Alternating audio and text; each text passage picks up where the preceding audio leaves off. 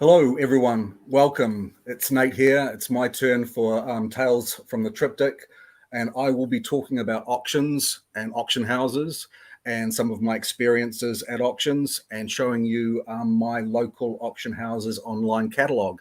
I'm here with Katie and Patrick. Hello, guys. Hello. Welcome, everybody. Thank you so much for joining me. I'm really excited to show you the catalog today. There's an amazing amount of cool things in this catalog. Every estate sale that this particular auction house does has probably about a dozen interesting items, and this one is just chock-a-block full of really amazing and interesting things. So I hope we'll all have a good time with it. Do we have people who have joined us? Yes, we got Absolutely. lots of folks in the chat. Who do we have? We'll say hello to Kelly Michelle and Peterson and Carrie and Edward and Christina Taylor and Teresa B and Tiger. Welcome, Tiger, and everybody. Kat. Who else do we have, Patrick, joining in the chat? Well, just like Romper Room, I see Debbie from Our Gun Travels and Robin Summers and Sam Stud of the Stash. We got Kansas Pickers joining us in, Beth Grand Things, Cricket Harrington. You might have said hi to Kelly already. Calypso Antiques, got Kat. Got a lot of people jumping on and a lot of people excited for what Nate, you're going to be sharing with us tonight. Fantastic. I've landed on this page. This is one of my Instagram posts. I like this picture particularly because it shows a number of little treasures that I've got at auction. This little mixed media piece of this boy is enormous. It's bigger than poster size. I think I put about 150 down as a bid and got that for $35, which I found completely amazing. These little angel figures again were a fantastic deal. This African mask, this African brass figure, again, fantastic deal. But what I'll do is I'll flick onto the auction catalog here, the auction site here, and this is Cordy's. Cordy's has just moved from being about half an hour drive away from me to being about a 5-minute walk. So this is going to be the start of my decline into poverty, I'm sure. They have a regular estate sale every week, and I should say 3 times a month, and jewelry and fine art, and sale once a month. We'll be looking at the estate sale catalog and the jewelry fine art catalog here. I'm not sure. Often when I'm in chat rooms and people talk about auctions, I see comments where people will say, "Oh, I've never been to an auction. I really want to go," or "I'm terrified at the thought of going to an auction." I've on numerous occasions seen people say, "I'm afraid of going to an auction because I'm going to scratch my nose and suddenly be the owner of something expensive that I don't want." Some of the terms that you may or may not know, you'll probably know about reserve and no reserve items. That's when a vendor has not put a minimum amount for sale on an item. You'll often see references to A/F. You're probably familiar with that when you go to antique stores, which means as found. I did successfully convince my mother for a short period that it meant absolutely effed. But that didn't last long. Another thing, bid increments. Most auction houses have a sort of standard set bid increment up to $100. It's usually in $10 bid increments. From 100 to usually 200 or 300, they're in $20 increments. And over 500, they inevitably go to $50 increments. Now, there's a buyer premium as well that's over and above the hammer price. At this particular auction house at Cordy's, it's a 17% hammer price plus goods and services tax, so it's a roughly 19.55%. Also, there's seller's premium. So an auction house earns money at both sides of the sale. Sometimes the seller's premiums are referred to as consignment fees. At Cordy's, if the item has a hammer price of below $50, the consignment fee is actually 40%, and that turns to 46% when it comes to GST. If it's below 100, it goes to 20%, 23% with GST. Over $100, it's 15%, which is about 17.25. So yeah, auction houses will earn money on both sides of the sale. Now, Now, Nate, Nate, are those standard rates, or is that something that is just a Cordy's thing? That's a standard rate within a few degrees for most of the auction houses here. I think their estate sales are slightly less, have a slightly lower buyer's premium than their antique and fine art sales, but it's up to an auction house to decide what they're going to have as a buyer or seller premium. Certainly if you're deciding to sell at auction, knowing the consignment fees, you might think twice about placing a lower priced item for sale. So what I'm going to do is I'm going to go to my wish list. They call it a wish list. And this is where you can save some of the things that you've seen in the current catalog to refer back to later.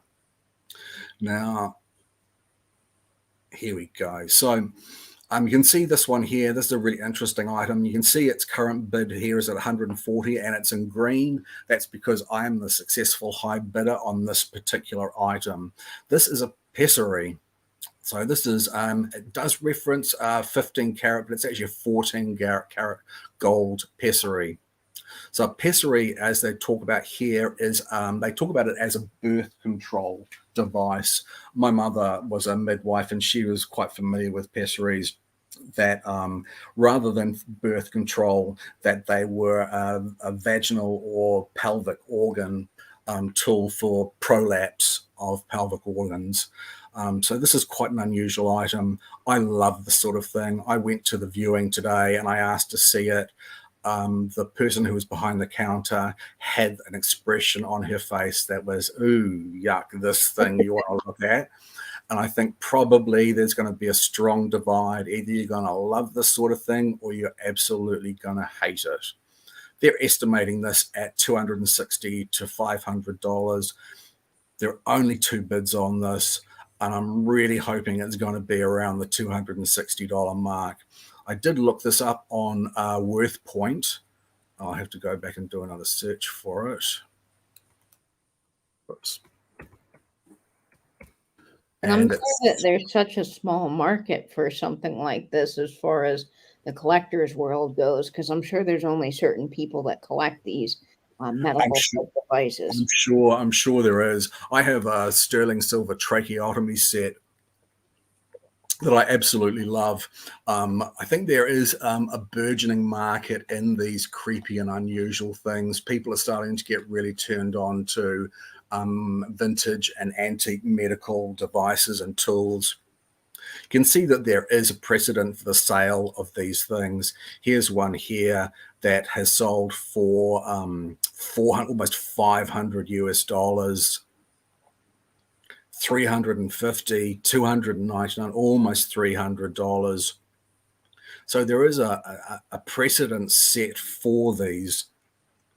Again, $250. I might see what the highest price is. Oh, it is high to low.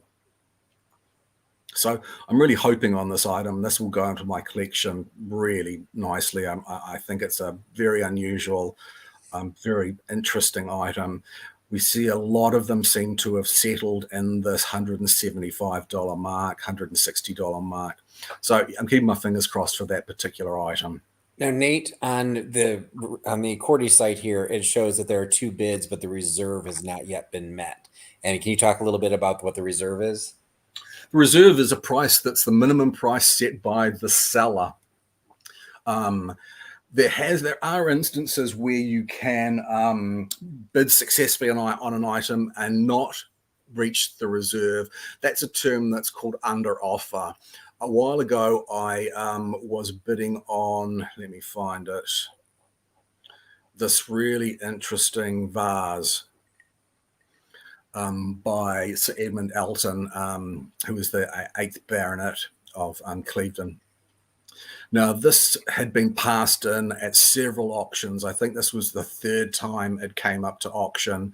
It didn't attract any bids whatsoever. and I was bidding on other things in those previous auctions. But when it came back again, I did some more homework on it and decided it was a really interesting thing to have. And I think I put a bid in of $50 on it, and it didn't make reserve. I then decided I was going to put $100 on it. It still didn't make reserve. It was an evening auction, and I then watched some telly and went to bed. In the morning, when I went online to see what I was successful on, this was marked not as being won, but being under offer. So that's when the auction house will go back to the vendor and say, hey, we have this amount here that's been offered. Will you accept it? Now, the interesting thing was, because nobody else actually bid on this item, the offer that was placed to the vendor was my $50 offer, not my $100 offer. So it was the offer was given to the vendor, and they accepted the $50 offer, which I was thrilled about.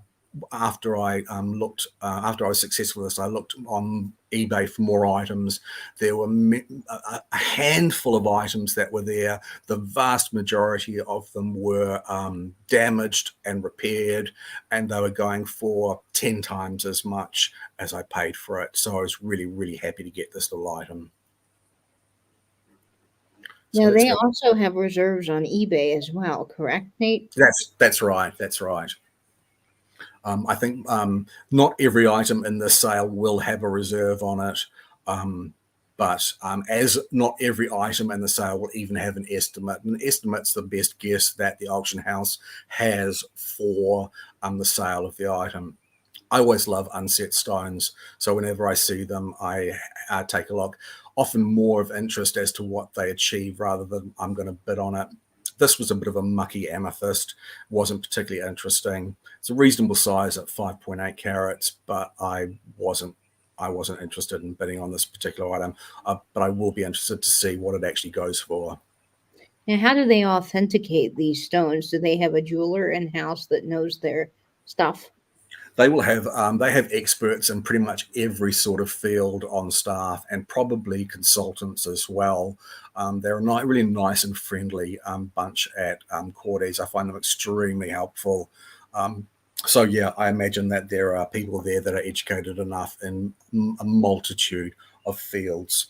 Now, will they stand behind something? Maybe not so much the stones, but if they authenticate something as being maybe an oil painting by a specific artist, and it turns out it was a copy or not by that artist, does the auction house stand up for that, or is it just as is, you're buying it, buyer beware?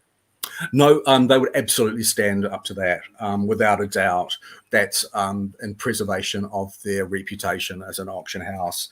So most certainly buyers are protected from listings that have been unfortunately incorrect. Now, do the buyers have to prove that? How do they go about that process? Well, for a buyer would have to prove it. I imagine a buyer would have to go to an external party and say, I bought this at auction. Can you value it for my insurance? And if that were to come back and it was not to be as described, then they would be able to go to the auction house with the proof of that professional. I see. Now, I always look at filigree. I used to not like filigree very much at all until quite a while now, sometime last year, bought from this auction house a piece of filigree here. So this dish here, this was described as unmarked Indian filigree. And I was really doubtful about this. I saw no reason for Indian filigree to have a Maltese cross in it. I bought it. It was less than $100. I came home. I gave it a really, really gentle clean, found a full set of Maltese hallmarks that graded it just under sterling. I then did some research on sold items on eBay, and I did find one almost exact to this that went in for $500 or $600. I figure this to be one of my best buys at auction. It's an absolutely beautiful piece. But this lot here was rather disappointing. They don't think that this button here is actually sterling, but it's in the lot. They couldn't find this boat this boat pin when I went to look at it. The condition of the bracelet is okay, but it's extremely small. And there is so much tarnishing on this, and it seems to have been gilded at some stage, and a lot of that's worn off. I actually thought this was an interesting lot, but after viewing it, I decided I wasn't that interested. Going to a viewing is absolute paramount. The amount of times that I've seen things in online auction catalogs, this one included, that I thought I was interested in, and when I've seen them in person, I've completely changed my mind, and vice versa. There are things that I've seen on catalogs that seem completely unimpressive, but upon examination in person, I've decided that they're well worth having a bid on. But this one is a no. So here we go. Excuse me. So then we come across a series of these war badges, and these do very well at market here. They tend to go for about $20 to $30 per piece, and we've got several lots of them, one after the other. I wonder if I can just up the size of this just a touch. So here's a number of them here. They're brass. These, I'm not sure exactly where on a uniform these particular ones would have been worn, but it's an interesting lot. There's a number of them. I've seen these very successfully displayed on large felt covered boards that have been framed. It's sitting at 23 bids, so there's obviously a lot of interest in that. And for a per piece price, $120, the current bid seems more than reasonable. Now, Nate, how often do these auction catalogs come out? The state auctions 3 times a week, and one week a month is the fine art and jewelry sale. Fantastic. Now, you mentioned that you went in and saw some of these lots in person. Do they cater primarily to a local audience, or do they sell throughout the country? They certainly sell throughout the country. If you can't get to a viewing, you can contact the auction house and ask for a condition report. And the condition reports are full and robust. During lockdown, our level 3 lockdown, they were able to conduct business, but they weren't able to have people in their showroom. And I contacted them for condition reports on a number of items that I was looking at. And they're very prompt, very helpful, and very frank about the condition of items. Now, can anyone buy at the auction, or do you have to actually live in New Zealand, or will they ship internationally? I think they will ship internationally. I'm not 100% sure, but I see no reason why they wouldn't do that. They have strong ties with several moving and packing and shipping companies, so I'm sure that could be arranged. Here's a lot of 8 New Zealand fern war badges. The silver fern is a indicative symbol of New Zealand, just as strong as the kiwi is. It's a type of fern that we have here called, the Maori word is a panga, and they grow everywhere. So we have our nationwide sports netball team are called the Silver Ferns. This is a lovely little lot, and I'm sure will go for higher than $55. There's some sort of war buttons. The buttons themselves don't tend to go as high as the badges. But again, I wanted to hold on to this in my viewed items so that I could see what this achieved at the end. This is a really nice lot of regimental badges. So these badges would have been worn on the lapels of uniforms, on epaulets, and on caps. And this is a lovely grouping here. If I can see here, this is a moa. This is no, it's not. That's a heron. Sorry, that's a heron. I'll see one with a moa a bit later on. So these are infantry badges, reinforcements. There's a large collector base for this type of thing. Okay, here's some nice one. This is a fantail. This is a New Zealand fantail. In Maori tradition, if a fantail flies into your house, it's a symbol that someone is about to die or has died. Or they left the window open. Yep. Sorry, Nate, we've got a quick question that came in from Sure. Carrie KCATX. Is it normal that the auction house only posts one picture per item or lot? It is normal. In the fine arts auction, there is quite often a multitude of photographs. And as I say, you can always contact the auction house and say, I want more photographs. And they're always more than happy to oblige. This is another interesting thing. This is a Kia. I don't know, sometimes you may have seen on YouTube, there are clips. Kias often live around the snowfields. They are flightless. They can glide, but they're flightless. And these little mischievous birds take out the rubber from around people's windscreens just because they're cheeky and they can do it. And it's quite common that on the ski field, skiers will come back to their cars and their front windscreens have fallen out. Now, what do they do with the little things that they pull out? Are they just doing it because it's funny? Yeah, I think they're doing it because they can. So let's see. There's some more. Now, some of the lots that seem to be created, they seem to be specific. Like this is war medals and engineers. Is this something that the seller would recommend? I'm assuming these are all coming from the same person, or does the auction house step in and say, I think that this lot will do better, or why weren't they sold individually? Well, again, individually you'd be looking at a higher premium for the seller. If they were not to breach $50, then 46% of that money would go in consignment fees. I imagine that there would have been an agreement between the vendor and the auction house as to how they grouped them. And I'm sure the auction house would have taken advice from the collector, because this is probably someone's lifetime collection. Can a seller, or can the collector kind of argue with the auction house if they say, well, we're going to group these together, we're going to put all six together? And that makes a lot of sense, though, making the because of the way the premiums were set. But how much power does the seller have? Probably more say than the auction house. The auction house wants the business. The auction house wants the vendor to be happy. And I would imagine that they would probably be more than happy to go and be guided by the seller, by the vendor in these situations. Now, are these repeat people that come back, repeat vendors, or are these always somebody that's different, like maybe an estate is getting sold or something like that? Well, that's interesting because we don't have estate sales as you do over there.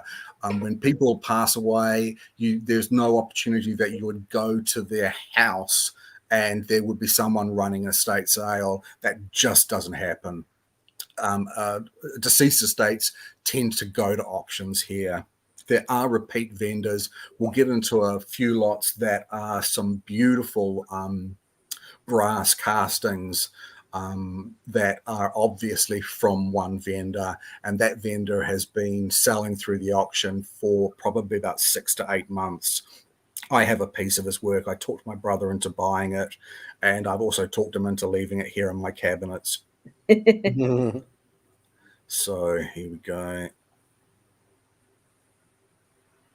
Okay. Here's some with some strong Maori motifs here. Let's have a look. So this is Kia Tapato. Kia Tapato. That means be careful or be prudent. And Kia Matetoa is fight until death. I think fight until death. There are a lot of Maori divisions in the First and Second World Wars. Now, Gabrielle has an interesting question, and this is kind of connected to a couple of different things. Since these are probably all from one collector, would the auction house at any point hold on to something to combine with another sale later that might even be across two different sellers, or when you go to sell it, it goes into the next auction? No, an auction house might well advise a vendor to say, look, we know we have a large collection of war memorabilia coming up in 6 weeks' time, and they would quite possibly would advise them to say, we think that the lots would do better if they were in an auction with other war memorabilia, simply to gain more traction in the marketplace. But if two people had two different war medals, they would never get combined into the same lot, would they? No. If there were lots from different vendors, they would never be combined into the same lot. Is that what you were meaning? Yes. Yeah, no. Each lot would represent one vendor. Well, here's a more of an English lot. Qual fas et gloria ducat. I'm not sure about my Latin any longer. That's to have obligation or something. I did take schoolboy Latin and it's evaded me now. Nice. Can you see the other bidders, Nate, when you're looking at the site? I see the current bid, but on eBay, sometimes you can see that there's, 6 bidders or 5 bidders, and sometimes you can see exactly who they are. No, you can't see any references or codes to other bidders. You can see the fact that there are 8 of them, but you have no information on who those bidders are or if they're making repeat bids on any of the lots. And now, does Cordy's do only timed auctions, or does any of this go to a live auction as well? Well, these all used to be live auctions, live and timed, so they'd be simultaneously run on the floor of the auction house and be available for online bidding.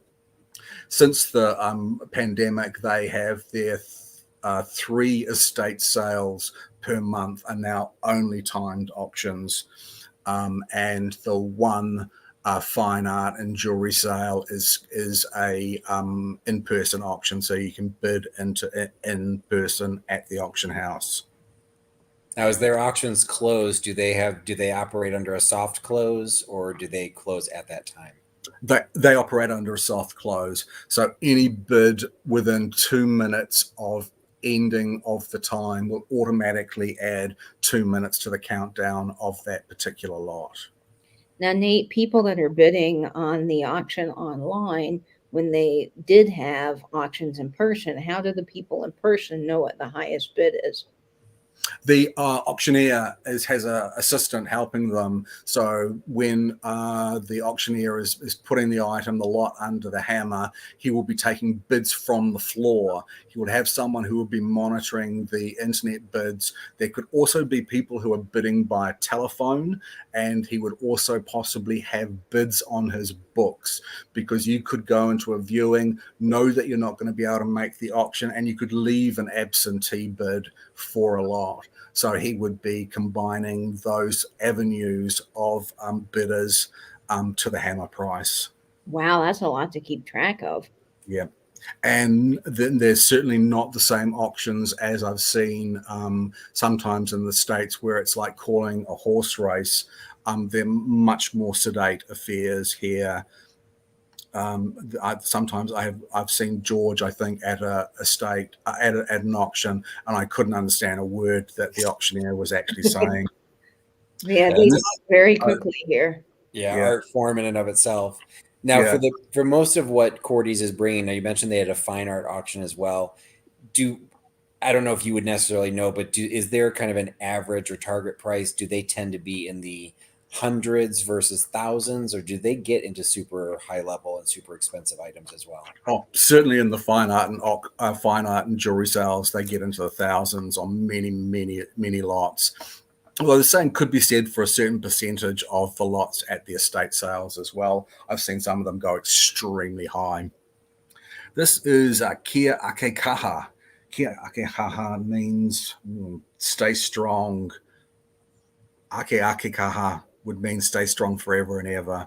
This is a moa here. This is an ancient flightless bird, much bigger than an ostrich or an emu that no longer exists.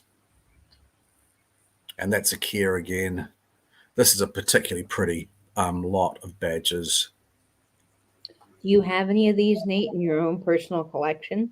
No, I don't. I don't know. Although my father was in the Second World War, there may well be something floating around in our downstairs basement, which was his workshop.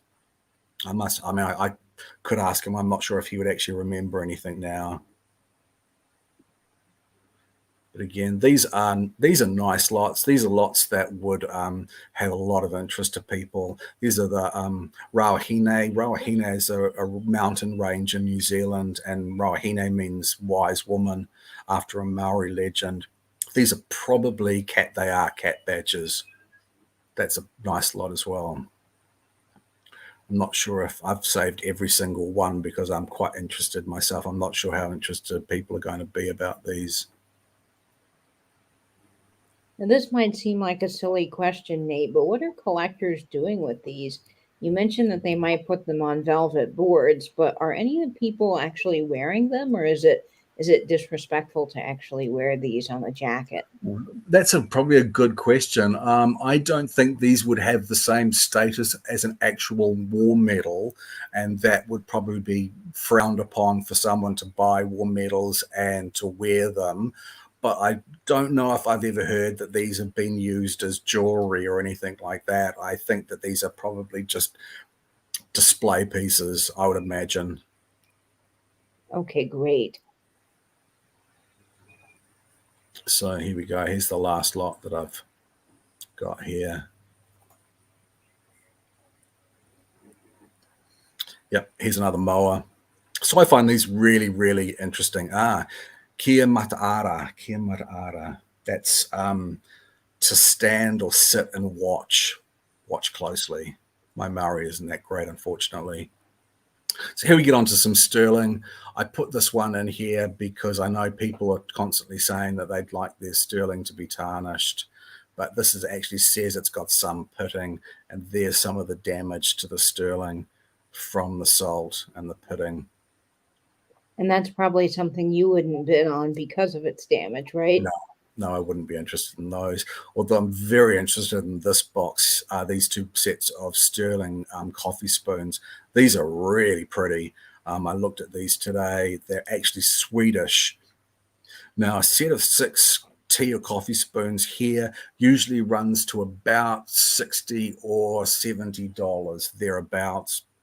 This is a lot with 2 boxes. I'm not sure why they didn't split these up, but I've been outbid on this one. I'd put $60 on this, and I've been outbid.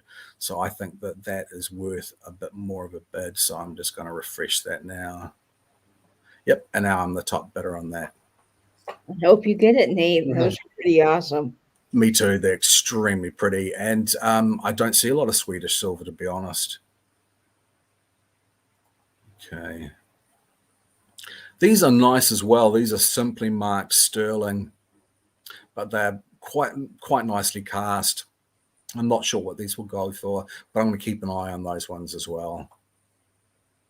Now, when you come across sterling in New Zealand, do you have sterling, or do you have silver workmen that will create? Would it be New Zealand silver, or is it going to be British? You see a little bit of New Zealand silver, not very much at all. It's often set with greenstone, with Panamu. You just don't see a lot of it. The vast majority of sterling that's in New Zealand is English. These are Chatelaine spectacle case. This is a bit bashed about. It's hard to see here, but this isn't in actual great condition. So I'm just keeping an eye on this to see what it goes for. Even though it's not in great condition, I've got an idea that they may go quite high. Now, somebody did ask me to have a look at this one, and I already had it in my own wish list. Wine material, decanter labels, wine funnels do extremely well in the market. And you can see that it's got an estimate of 400 to 800. That's a wide estimate. That's extremely wide. I think this is going to go probably around the 800 mark. It's in really, really good condition. Very early 1799. Now, this is something that you showed a couple of the other pieces that had not yet received their opening bids. The opening bid is half of the lower estimate. Do you ever find that as the auction gets closer or begins to happen that they lower that opening bid, or will they hold that, and if it doesn't get the bid, it just carries to the next auction? I have seen auctioneers lower opening bids before, but it really doesn't happen that often, to be honest. Not that I've seen. an auctioneer would know that this would be worth at least $400. And if this isn't the sale that's going to achieve that $400, he will pass it in and he'll try it at another sale. Okay. He's got the best interest of the vendor at heart. Because the more money he gets for an item, the more of the buyer's premium, the seller's premium that he actually get, that consignment fee that he gets. So in his own interest and the interest of the vendor, he will want to get the most money he can. And if that means turning it in, passing it in, and trying at another sale, he'll do that. Now, Nate, Carrie's got a good question. She's actually wondering what a wine funnel is. Is it like a decanter? Oh, that's a great question. So a wine funnel, there are several parts of a wine funnel that come apart. And you would take the wine funnel apart, you would put a piece of muslin, a piece of cloth in it, and put it back together, and that would act as a sieve. So you would take your wine from the bottle, pour it through the funnel into your decanter, and any sediment would be caught in the funnel and the cloth within the funnel. Oh, interesting. Thank you, Nate. Thank you. I saved these simply because I have a very similar small frame that has a photo of my great-grandmother as a child in it. And I thought, oh, yeah, it'd be quite nice to get another frame that's the same as it. I think it says Burr Walnut ? And I think this probably is Burr Walnut. What would you think, Katie? I agree. That looks like burr wood as well, and walnut. And I really, really love those inlaid frames. All that marquetry is incredible. I mean, it takes an insane amount of skill to get all of that. All of those tiny little pieces are actually inlaid by hand with a skilled craftsman that really has to know their woodworking skills. Yeah, it's a beautiful frame, and again, I'm not sure if I'll actually bid on it. It's already up to $65. If this was going around the $30 mark and no one picked it up, I might have a go on it. But I think it's all its money there for me. These I kind of like the look of. They're a little bit rougher in person than they display here. They're also really small. I expected them to be bigger. Even though it gives you a measurement here, they're pretty small.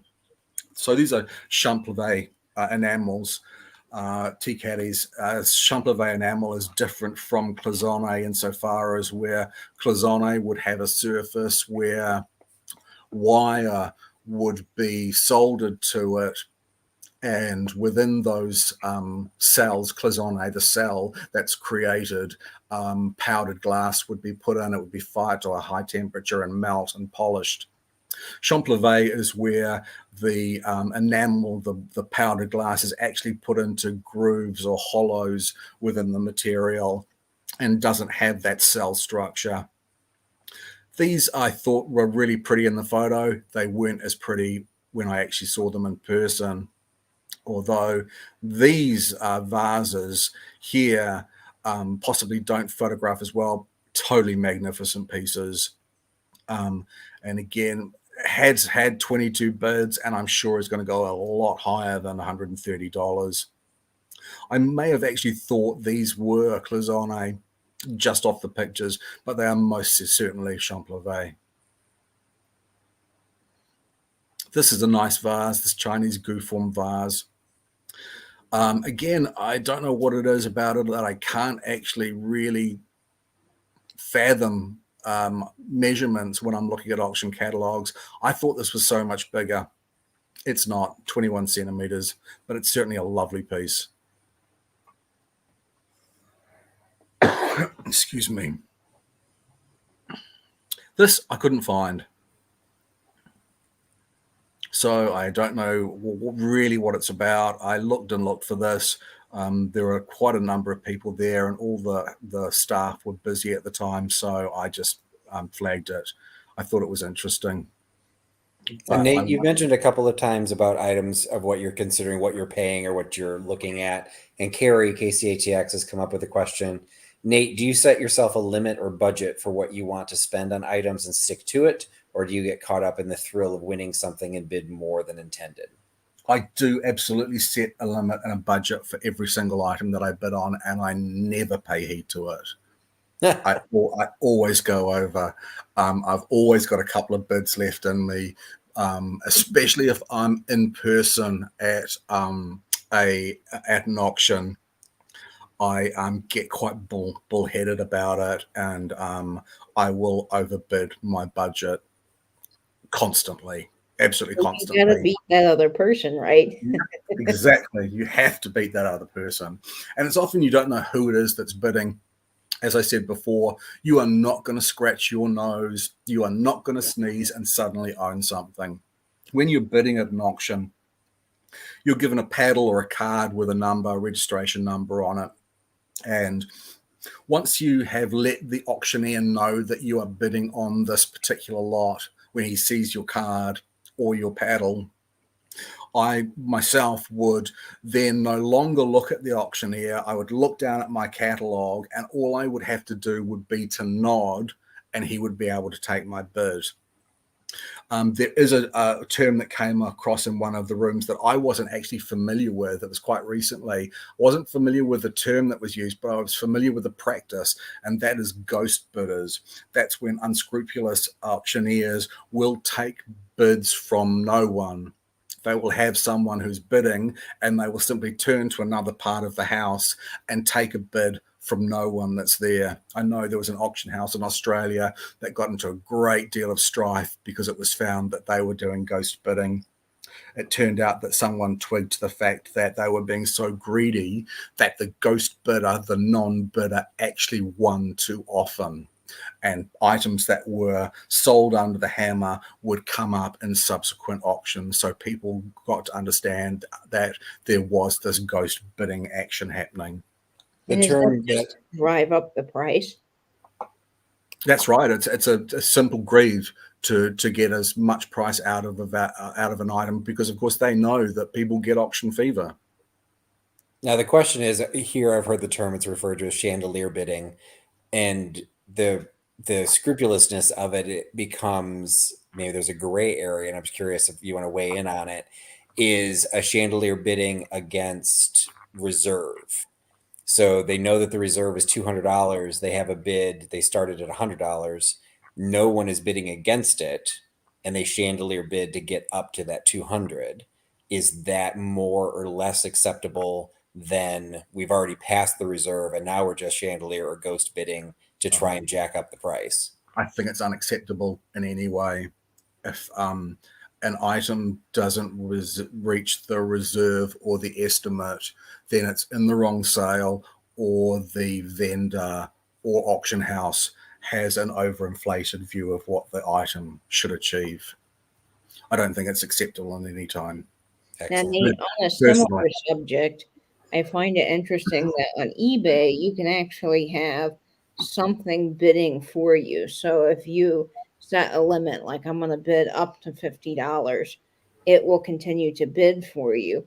Now, on the auction site, can it do the same? Most certainly. Most certainly it can. So you can put in the bid could be at $20 and it could be in $10 increments. You could put $150 on that item, but your next bid would show as $30. Okay, fantastic. These little heads here caught my eye. They're South American. I like this sort of primitive art and sculpture. I like how they're displayed, although it might be a little bit clunky, to be honest. These are things that I find really fascinating, and I could possibly want to go at these because they're speculative. They could be pieces from antiquity. These could be absolutely ancient. And if they go for a reasonable price, I would be more than willing to give that a go and put them in my collection. I have some Peruvian funereal items that are very speculative. I bought at auction. I've not been able to work out when they were, how old they are. There's very little information about them, but I'm happy to have them in my collection until I find out. These fascinate me. I think they're really, really interesting, and I probably will have a go on these. In fact, I'll just put a little bit on there just to see where they're actually sitting at. Okay, fantastic. Nate, this is something we'll just ask it specifically for Cordy's. And I know eBay has different rules and how it's set up, but comparing it to the vintage community that's doing auctions and online items, within our YouTube group, does Cordy's require you to provide a credit card that they will charge the minute the auction ends? Or this is a question that came in from Gabrielle Lish. What if a person bids but then does not pay? Does Cordy's have any sort of protection on that? Well, you are legally obligated to pay for an item that you bid on. That's in the terms and conditions of the auction that you actually sign off on, whether you're bidding online or in person. If they don't hold credit card information, I always pay my bills straight up front. I'm not sure what they do with non-paying people, but I'm sure that they would no longer be accepting bids from them for future auctions. I've done a video of a auction house near here that, again, because of COVID, does not have live, but I can go and pick up the items. I can go and inspect the items. What they'll do, at least in that case, is when you register to start bidding, they have your credit card on file. They do not charge your card because the assumption is you'll come and pick it up and you have to pay before you pick it up. But if you don't show up, they will charge that Right. card. They'll give you notification and everything. So there is a little bit of a protection. And I didn't know if that changed, for different countries, different rules. Yeah, certainly not something that Cordy's puts forward as an obligation for a buyer. This Cloisonne ginger jar, I really like Cloisonne. I don't think this is particularly old, but I appreciate the amount of work that goes into this. This is an incredibly difficult process, as I've said, the soldering on of all of these wires to make these cells. Not only would it be incredibly difficult if it was a flat surface, but when it's on a surface like this, it's mind-bogglingly difficult. This is beautiful. I couldn't see this in the viewing. I couldn't find it. As I said before, there were a lot of people, a lot of staff were busy, and I would want to bid on this item, but I don't want to bid on it and find that it's damaged. Do they not have to disclose the damage on the listing? They would say as found on it if they knew. I had gone recently into one of their sales maybe about 4 months ago, and I was looking at some cameos. Cameos are really prone to crack. They were shell cameos. You basically just need to hold them up to the light and you can see these cracks. And when I went there was a particularly pretty cameo. I held it to the light and I saw that it was cracked. And I said to the woman behind the counter, "Oh, that's a shame. This piece is actually damaged. There's a crack there." She took it from me. She held it to the light. She confirmed it was. She went into the listing and added as found to the listing title. That is really, really good at that auction house. Yeah, so I think that, I don't know what would happen. To be honest, I don't know what would happen if someone had placed a bid against the item before that damage was found, what recourse that they would have of being able to retract that bid once the damage was actually found. I really don't know. It's a shame that I couldn't find this piece. I think that photographs absolutely beautifully, but I'm not going to have a go on this because I'm just not too sure about the condition. Comparing it to the online auctions of eBay, you're not allowed to change the description after an auction starts. So maybe if there had been no bids, she was able to put in as found. But I think you're right. Had somebody already bid on it, she could change it, but they'd have to contact that person and say, "Oh, by the way." You'd think so. You'd think so. I really don't know. Here's another couple of pieces of Champlavet. I very seldom see this type of enamel, and this sale is absolutely chock-a-block with it. These are quite nice pieces. They're a bit chunky.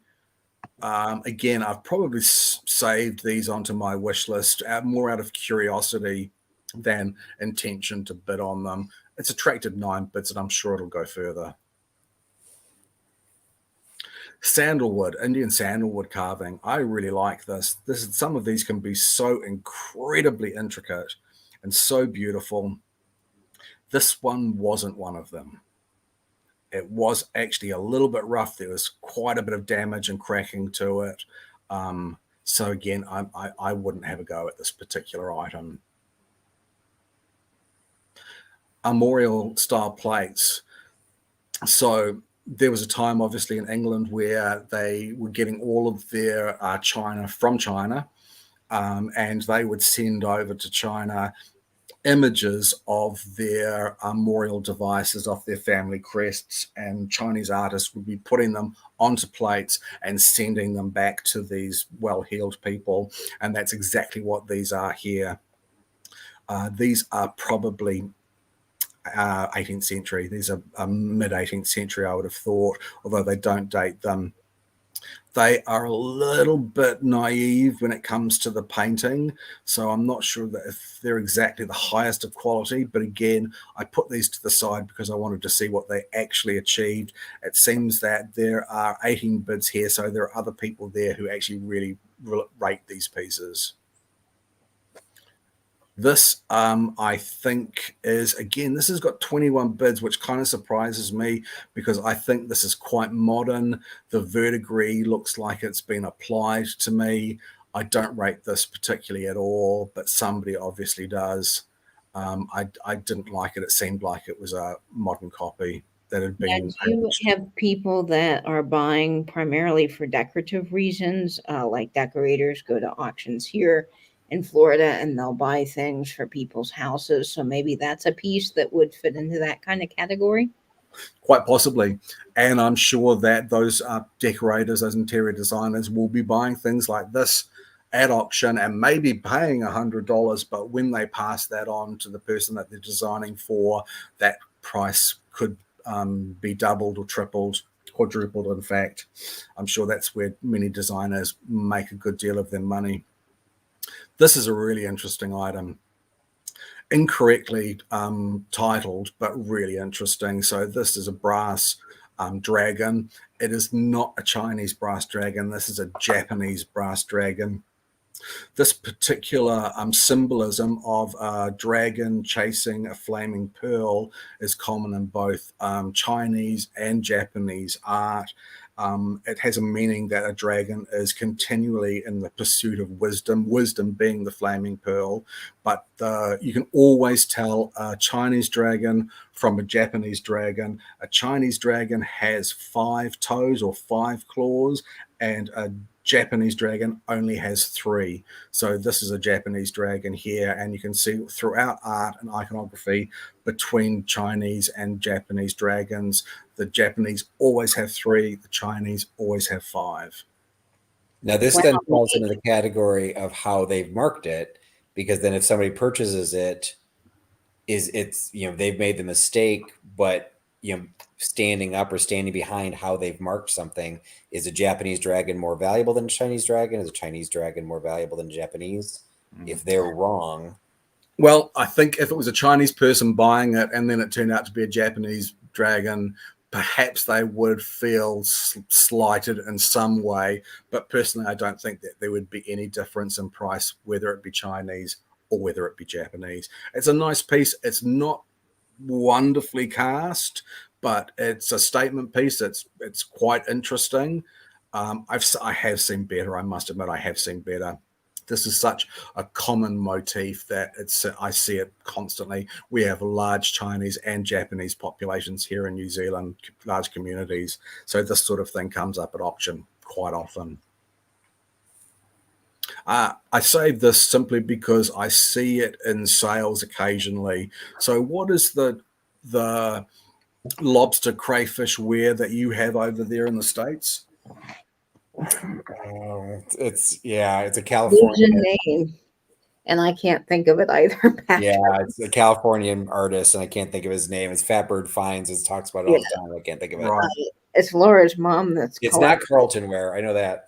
Yeah. Well, whenever I see it, I always think of Carlton ware because we see a lot of Carlton ware in New Zealand. It's English. There are some extremely refined and beautiful pieces of Carlton ware, and then there's this sort of Carlton ware, which is neither beautiful or refined. I can't stand these, but I only saved them on my list to show them today. There was a time when these were reasonably popular. Carlton ware has really fallen out of favor recently. At one stage, this would Brad have been... Keeler.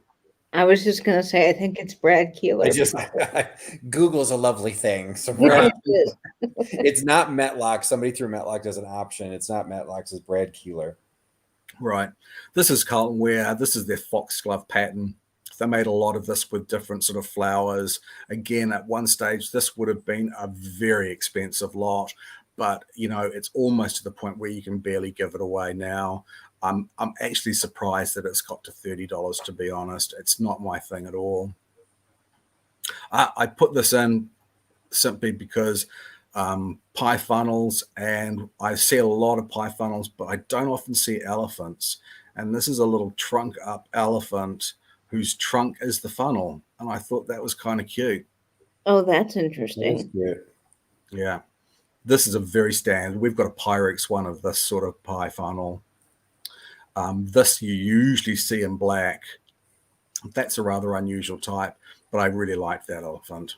I see a lot of the pie birds here, and they're quite collectible with this new farmhouse decor. Yeah. Now, this is a lovely, lovely lot.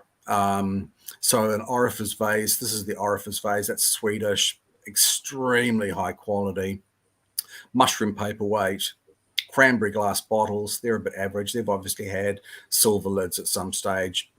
The aubergine glass is extremely beautiful. I really, really like this. If I was collecting glass, I would certainly have a go at this particular lot. I think it's charming.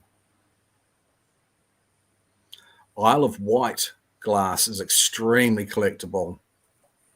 Here it is here. And one other.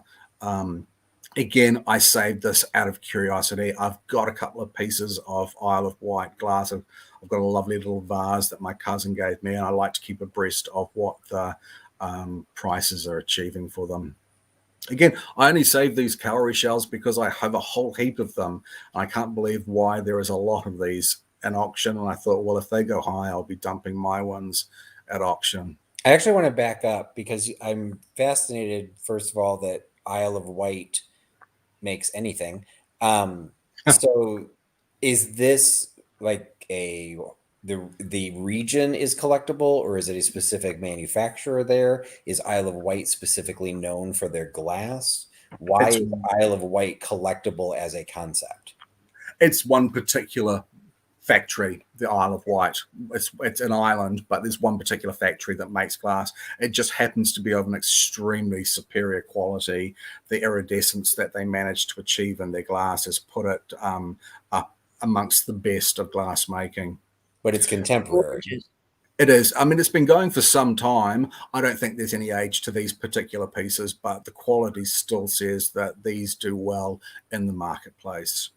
Now, Carrie has an interesting question. She is asking if a scent bottle is the same as a perfume bottle.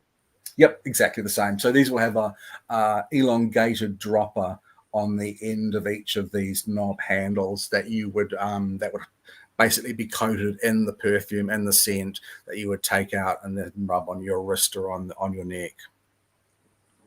Beautiful pieces. I love the shape. Yeah, they're charming pieces. We see a lot of this sort of lot here of depression glass. I know there's a lot of depression glass that comes up in sales in the YouTube community, and this is very, very what we get in New Zealand. These sort of Art Deco shapes in powder pink and powder green, often they don't glow. You expect them to glow, but they just don't. And this is some sort of little figure here. I thought of you, Patrick, when I saw that. Don't know what it is. I'm not sure what to think of that. But I'm going to assume you think it's a flower frog, but it was not a flower frog. So Yeah. Okay, Wedgwood circus elephant. This is unicorn Wedgwood. So this is not true Wedgwood. Now, it's interesting they don't have it marked as Wedgwood with the unicorn, but I guess technically they're correct in that it is Wedgwood, but it's not. It is indeed. It is Wedgwood, but not Josiah Wedgwood. Now, Patrick, when you did your last deep dive on, remind me the name of that factory, sorry. Abingdon pottery. Abingdon. I said there that several pieces reminded me of Crown Lynn, and here are some pieces of Crown Lynn. 20 years ago, you could not give Crown Lynn away. Opportunity shops, thrift shops were full of Crown Lynn. Nobody wanted it. This isn't a particularly exciting piece, but the market is really, really energized by Crown Lynn now. This particular one here, if it wasn't damaged, if there weren't cracks and some dark crazing, I'm sure this particular one would go extremely high. This particular design is very similar to a Wedgwood line that was put out, and that was actually designed by a New Zealander called Keith Murray, and that is very popular to the market. But if that was in good condition, that would go extremely high. So this piece here is in good condition, and you can see there's 33 bids on it, and it's up to $220. This is exactly what the market wants at the moment here in New Zealand anyway. Beautiful. Bretby. Bretby is an English pottery. It's well undervalued. It has extremely interesting glazes. I would definitely go for this piece, but it has been damaged and it has been repaired. It's a lovely shape. I did actually look at some Bretby pottery pieces that had been sold. They make so many different varieties. There's Majolica here, which has done very well in the market here, selling for $572. These were shapes that were vaguely similar to the other factory that you profiled. Was it Rookwood? Mm-hmm. Slightly reminds me of Rookwood. I've had this vase before and not known that it was actually Bretby. Very interesting deco designs. Again, lovely glazes. Yeah, the glazes are just so well done on these pieces, Nate. Quite beautiful. And then you get into that's stunning. There was Christopher Dresser, a very famous English designer, has had some link with Bretby pottery at some stage. Fabulous glazes here. The glazes do remind me a little bit of Hager, as Peterson is pointing out in the chat. Right. Again, this shape is similar to some that you showed on your triptych. Mm-hmm. Again, stunning. That was amazing. Yeah, this is damaged, and it's still managed to achieve a reasonably good price. But this is cutting edge design. Here, this is a Dresser influence with this exaggerated handle. And there's one piece that's really quite amazing. If I can find it, I'm sure it's in this list. That's a very pretty piece. The intricate work on some of these is lovely as well. This Bretby chamber stick is, again, a Christopher Dresser inspired shape, I would imagine. Only went for $26, $27, and I think that's a beautiful piece of design. So this would have been a go. I really would have loved to have had this if it had been in good condition, but unfortunately not. So, excuse me. This is from the same maker as the bronze crocodile that I have. Mine isn't on a plinth. And I thought when I saw this, they're actually expecting to get $1,000 to $3,000 for it. I didn't realize that this is about 3 feet long. This is enormous. This is absolutely enormous. I thought mine was a statement piece. This is really a statement piece. It's absolutely wonderfully cast. And $1,000 would be in New Zealand dollars, correct, Nate? That's right, and that's probably around $690 to $700, I think, for the current exchange. You're almost perfect, Nate. It's $699.19. That's easy when it's a nice round figure like $1,000. I'm sure if that was any other figure, I wouldn't be able to do that in my head. And interestingly, it has not yet met its reserve. Indeed. This is this is such a statement piece, absolutely enormous. I really like it. This is another piece. This is saber-toothed tiger skull. That is amazingly cool. I think it's pretty cool too. These are all from one particular vendor, I'm sure. I like this. I don't like the idea of paying $1,000 for it. Now, here's a question. In both of those cases, they were just one bit away from making the low end. Are reserves typically going to match the low end, or can they set a reserve that's actually higher than the auction's low estimate? It's usually around the vicinity of the low estimate, usually just a little bit higher than that. And often the estimates can be come hither estimates, the estimates that are put out there that are deliberately in a way low to get people to come in and get people to be interested in actually bidding. Nate, I think you mentioned this, but Cheryl was asking, who is the artist of those brass pieces? I don't know. None of them are signed. I don't know. I'd love to know. They're obviously very good at what they do, but I have absolutely no idea. I wish they were signed, in fact, but they're not. And we saw this pink version of this depression glass vase just earlier. Now, that is something I would go for if I were in New Zealand. I think that's beautiful. Yeah, and here we go. Now, are these flower frogs, Patrick? They might be the insets to a flower frog. In some cases, the frog is a separate piece. So right. In some cases, they would also be used as centerpiece, just as a centerpiece bowl for as a statue. Right. This one says it's the green one, has 2 small chips. Again, I couldn't find them. When I took my black light, I often don't remember to bring my black light with me, but I did take it this time. I couldn't find them to test them. Peter Rouse, he is a very, very well-known art glass sculptor here in New Zealand. When I was quite young, about 16 or 17, I would take a ferry on a Saturday morning over to the North Shore, walk for about 20 or 30 minutes and visit his studio. It was a very small viewing space where you could see him and another artist creating pieces. He's well known for his apples. This is a lovely piece, and it would be worth every bit of $150. The photography on these photos are so well done. I'm assuming that they do have a photographer in-house that specializes in this. It is one of the staff. Whether he's actually a professional photographer or not, I don't know. But whenever he is photographing a mirror, he is inevitably waving into it. So he has a bit of a sense of humor. He's got his little mark on all the photos. Yeah. This is a lovely little lot.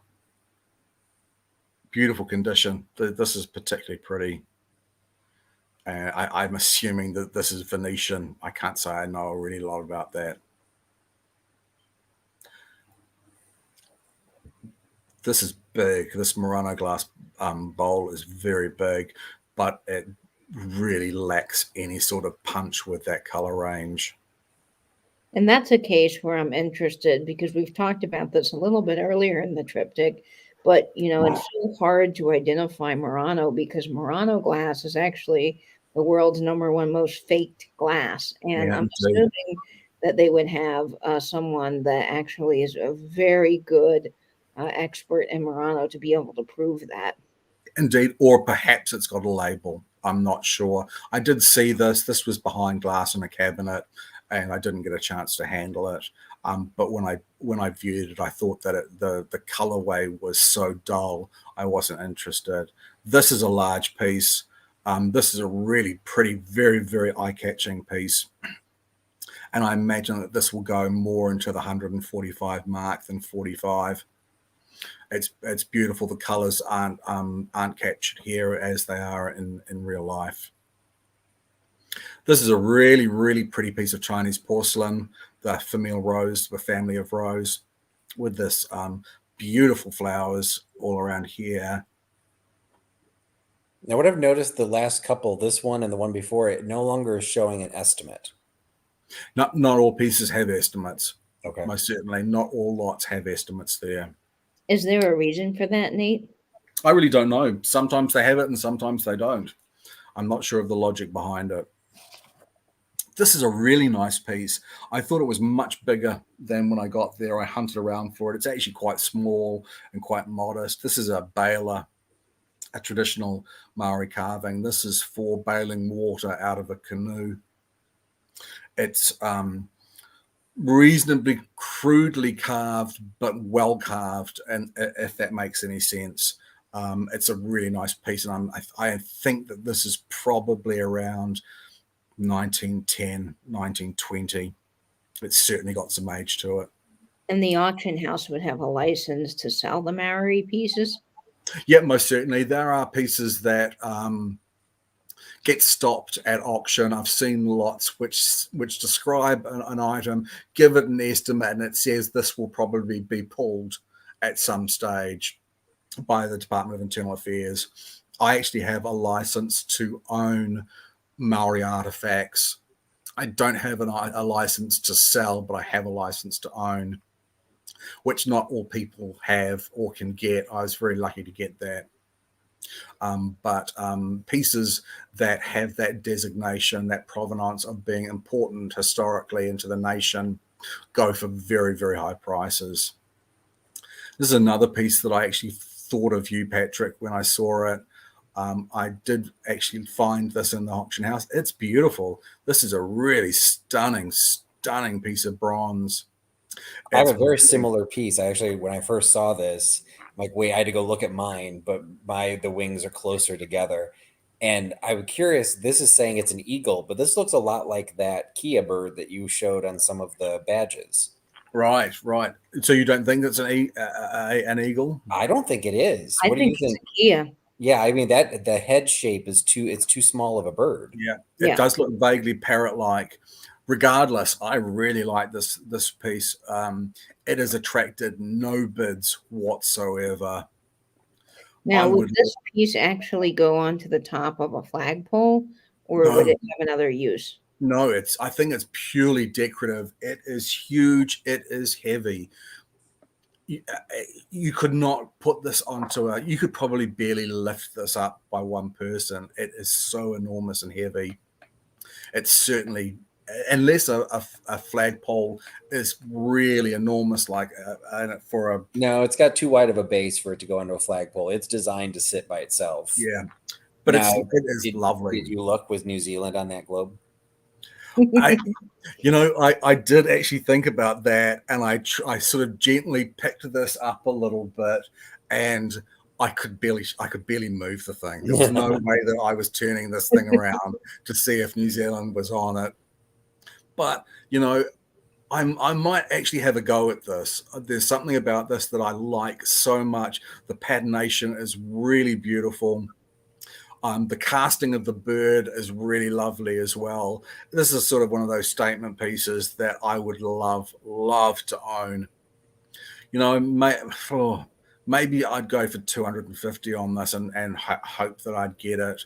I don't know if it's got a reserve or not. I don't know how old it is, but it is a really pleasant piece to look at. Really, really nice. It's nicely done. Yes. Here are a couple of tribal figures that are bronze.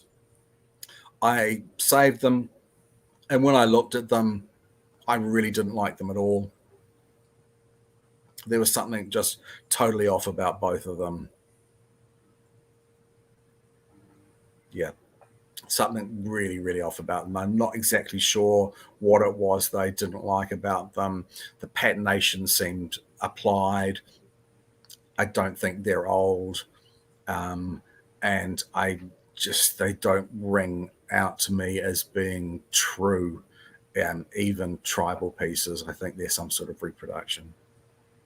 This I thought was a great lot. Really liked it. So it's a Skyhawk jet where the lighter is here and an ashtray here. I'm not sure. Do you see this sort of thing often over there? I don't see it a ton, but I do see it come up occasionally. And usually when I see it, it's fairly expensive. Right. Yeah, I've never seen it where the lighter is in the plane. The actual idea of a plane associated with smoking paraphernalia is actually pretty common. but I've Right. actually never seen one where the plane is actually the lighter. Yeah.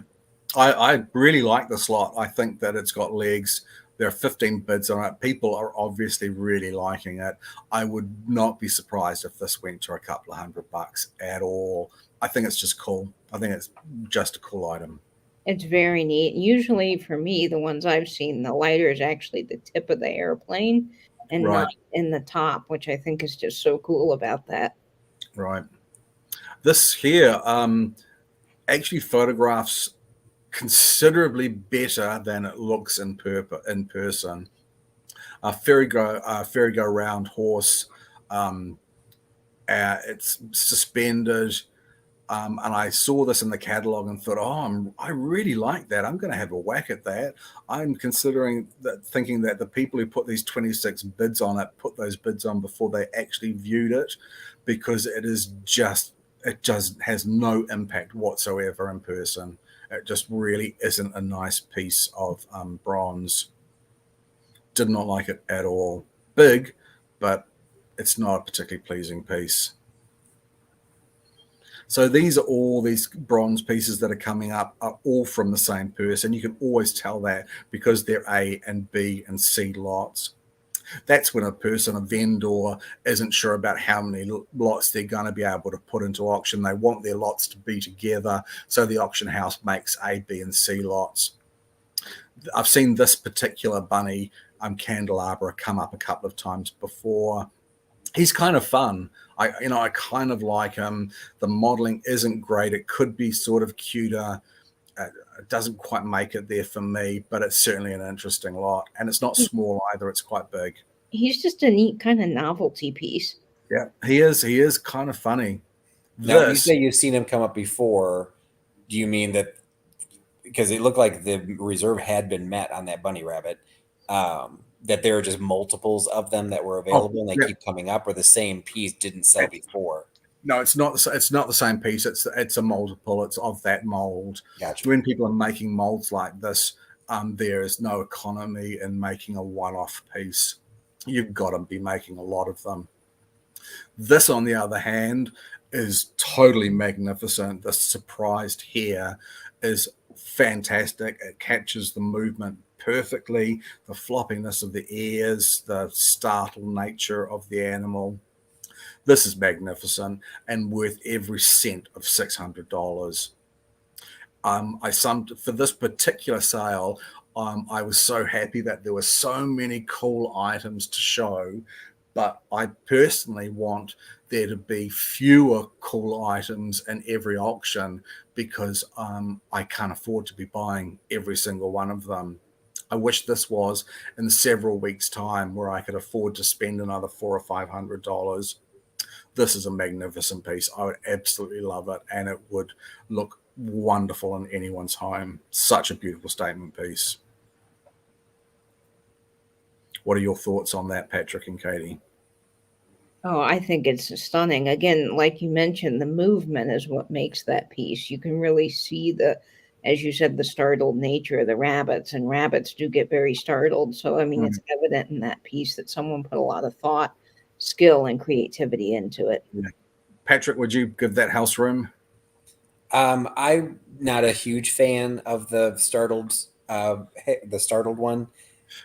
I like the ducks a little bit better. I love the stingray. Right. I mean, I think it's just a little bit. The startled one almost has too much going on.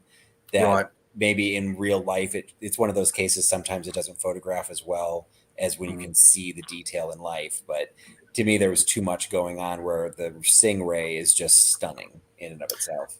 The stingray is particularly interesting because this actually balances on the stand.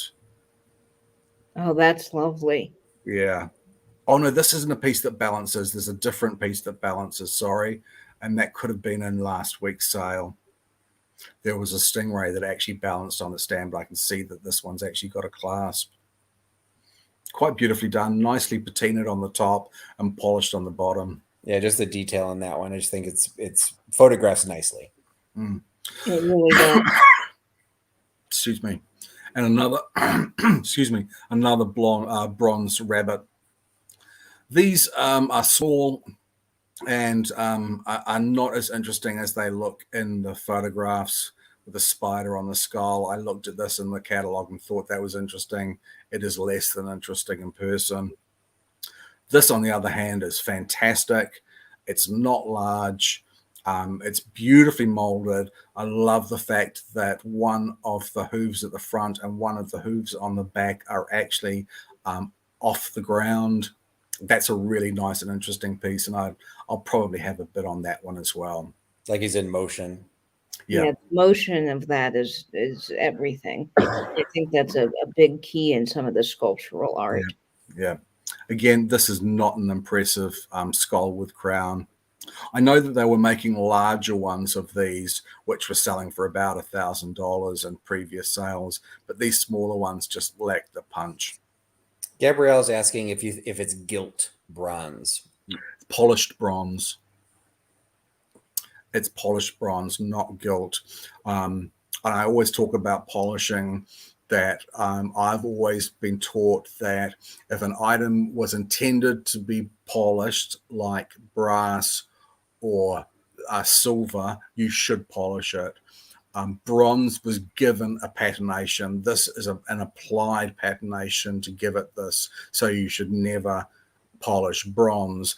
But there are things such as polished bronze, and these are some of them. This I thought looked absolutely magnificent in the catalogue. I decided I really wanted it. It's enormous. The thing is huge, and it actually has, in its scale, has attained almost a comic effect. I think this would look so much better if it was actually smaller.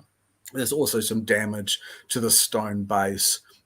I was really disappointed in this because I thought, I really, really wanted this, but personally, I feel that the proportions are off a little bit just looking at it. It's something to do with the head and face and antlers to me. Mm-hmm. Well, the whole thing needs to be canted over. It should be one of those that's balancing in the middle, because if he was in leaping and his feet were bounced behind his front, like the fact that his rear legs are what he's standing on, doesn't make any sense. Yeah, it's something really odd. And when I saw this in the catalog, I loved it, and I thought I'm definitely going to bid on this. When I saw it in person, I thought I'm definitely not going to be bidding on this. And you're not alone. No one else bid on it either. Yeah. And that is why going to a viewing is so important. I would hate to have spent $200 on this off this photograph, because I think it actually looks quite good in the photograph. I'd be really disappointed when I got that home. Now, do you have a big collection of bronze, Nate?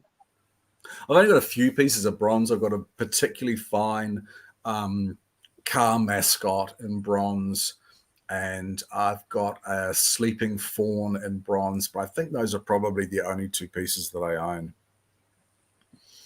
This I put into my watch list because I thought it screamed mid-century modern. Very mid-century. I really like this. I think this is a really charming piece. I couldn't find it in the viewing. I'd already been there for a long time. This is auction house. It's got a lot of lots in it, about 960 or 980 lots in it. And I think I was had been there long enough. But I think it's fantastic. Have you ever seen anything like this, Patrick? No, I've seen that form of the candlestick before, but just even the fact of a wooden ice bucket, I'm a little bewildered by it. Right. Yeah. I don't know. Yeah. I mean, you'd have to put a special food. I'm assuming there's a liner or something, because there's the metal ring on the outside. So I'm wondering if they put a liner inside. Yeah, I would think they'd have to, or else that wood would be. The veneer would peel immediately the minute it got wet. But it's a lovely piece. It looks really good in the photographs. It's photographed particularly well. And those candles look a lot like some of those mid-century modern cats. Mm. This is such a shame, this piece. This is a work box, a sewing box. The wood is actually deteriorating when I touched this, it was crumbling away. It was a very fine carving that I think has probably been sun exposed. I lifted it up and I put my fingers between these two ivory bars, and the pressure of my hand was actually turning this to dust. Such a shame. It's absolutely beyond remediation now. It can't be conserved. There are some beautiful ivory pieces inside it, bobbins and things like that. This would have been an absolutely magnificent piece in its prime, but it is just too far gone now. It's such a shame. It's old. Now, this does go back to the question that came up earlier. I find it exceptionally odd that they're specifically saying there's ivory contents, yet they're not showing the contents. Yeah, you would think that this would deserve another photograph. Absolutely. And inside is almost pristine. It really is beautiful inside. It's such a shame. This is such a shame. If only this was rescued 20, 30, 40 years ago, it would be almost a museum piece. It is so beautiful. Such a shame that it's got into this condition. We must get a lot of viewers in the auction house then, or a lot of phone calls for additional photos if they're not going to post extra photos or something like that. There are 21 bids on it. There are 21 bids on it, but it's just a shame. That just makes me sad, unfortunately. You see quite a bit of these, quite a few of these come into auction, these collector's sewing chests. This one is really beautifully made. We've got an additional photograph here. It is lovely. It's just so simple. It's so Japanese. I don't know what the wood is at all. I have no idea what this wood is. What's your idea? Some sort of satin wood? Yeah, I was going to say satin. It's a little bit too yellowy to be like an ash. But gosh, that's just gorgeous. I don't know the exact wood without seeing the grain super up close, but it is stunning. I mean, the configuration of that grain is just to die for. Yeah, it's a beautiful piece. Sorry, I'm talking myself hoarse. I so seldom talk for this long at any length of time, so I'm coughing a little bit. Sorry. I can see in the chat that Chad has said, "Stunning, Nate. Buy that for me." Which piece does he want me to buy him? All of them. All of them are the mid-century modern piece. Right. Yep. This is lovely. I actually really rate this piece. This is a piece Patrick looked at, and we were talking about this before we went live. This cream Bakelite Viewmaster plus slides. It's probably about 60 to 80, maybe 90 slides in there. The Bakelite container is in perfect condition. The Viewmaster is in perfect condition. I opened it up, and it almost looked like it had never been out of the box. And I'm really, really tossing and turning about putting a bid on this, simply as an investment piece. We looked on WorthPoint for this particular item, and this, with the Bakelite container in really good condition and this amount of slides, was going for a really, really high price, Patrick, wasn't it? Yes. And there's a couple live even. The reason I had flagged this as something I was curious about was the idea of such a stereotypical American item, how it transitions to New Zealand and how a New Zealand audience would be interested in it. And clearly there's 11 bids on this. The reserve was already made. There is interest in something like this. And it's just, we did a little research. Viewmaster was invented in 1939. So the fact that it's a Bakelite, this has to be one of the earliest versions of it, because Bakelite didn't exist much past World War II. So it is a really interesting time capsule, and then have all those Viewmasters, which sometimes those slides can sell for between $5 and $10 a piece. Wow. Depending on what the actual discs are. It's pretty remarkable. And did you know that Bakelite was invented in 1907 by Leo Hendrik Bakeland? I'm sure it'll be on a Jeopardy episode. Jeopardy coming to you soon. Everyone write notes. Pay attention. 1907, Mr. Bakeland. This is a really tidy lot. And you know what, Patrick? I probably would not have even looked at this if you hadn't brought it to my attention.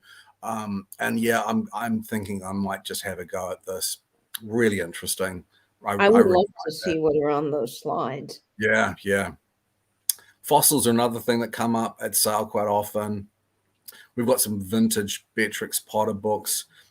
All of them have some degree of damage, which is a bit of a shame. But still, it's attracted 6 bids and got $40. These are awful. I'm not sure if you see many of these here. We get these all the time. My aunt had a few of these large decorative ones outside her apartment, her flat, until someone stole them. These come into the market often and they always sell for good prices. I'm surprised that these haven't had bids yet. These are glass fishing floats that are attached to nets to keep them buoyant. I always think those are so cool. I'm somewhat landlocked. I mean, we have a lake, but what we see are reproductions. So that would be interesting too. I would have a hard time picking something up because I don't know if I would know the difference between a legit and reproduction one. Mm. We see a few of these Japanese dolls. This is large. Now, I saw 2 reasonably large cabinets with dolls in them come up a few months ago.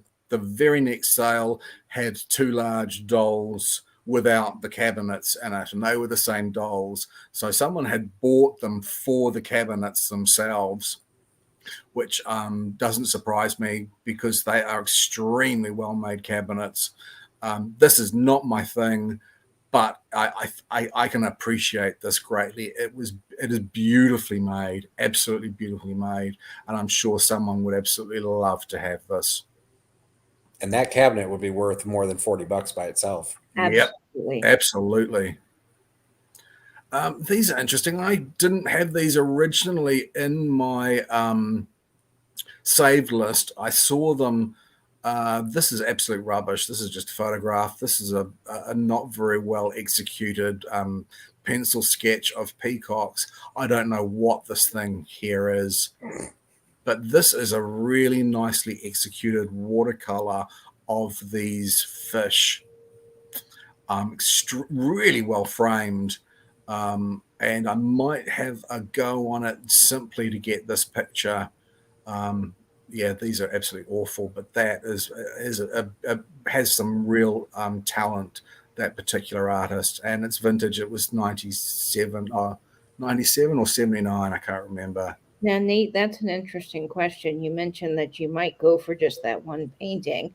So if you were to win that lot and you didn't want the other paintings, are you allowed there to leave them at the auction house, or do you have to take them with you? Oh, you'd have to take them with you. The auction house doesn't want you to leave rubbish behind.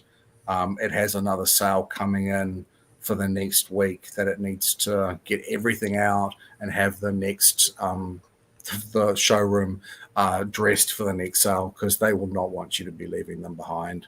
Interesting, because here we have what we call free tables at some auctions. So after the auction is over, if there's things you don't want out of a box lot, you can just leave it for Oh, people right. to pick up. That's really interesting. No, they wouldn't have that here.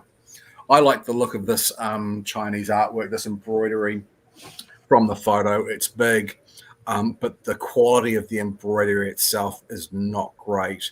I looked at this and decided I wasn't interested in it. But this ends up being another example. It's a generalization, but in live auctions as opposed to online auctions, this one is live, is online, but the ones that you would actually go to, art tends to go relatively inexpensively because unless it's fine art, no one wants to ship it.